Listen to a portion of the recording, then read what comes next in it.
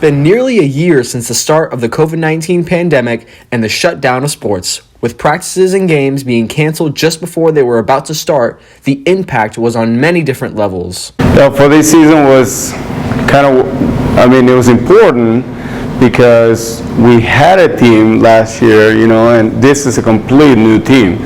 So last year, graduated 13 seniors, so a lot of those seniors were going to be, 8 of them were going to be starters. So when you have those many players leave, this is a completely new team. For players, it hit harder. They lost a year for them to try to make a name for themselves and try to get recruited by colleges. Didn't hurt me much, but I know it hurts a lot of guys in our class. I was fortunate enough to have a coach that videoed a couple games and got it sent up to Nebraska, but I know they're on a dead period, so they never got to actually sit in the stands and watch a lot of guys that should be recruited right now. Even though players found ways to maintain their shape, it was the competition aspect they longed for the most. It's tough because then, it's been so long, especially to remember what it feels like to race that fast.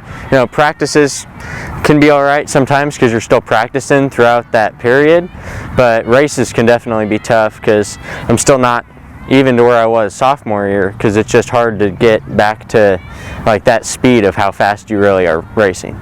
Although these players missed out on a whole season of playing time, they're not letting it bring them down this time around. I think everyone's hungry. We're all hungry to play, hungry to win.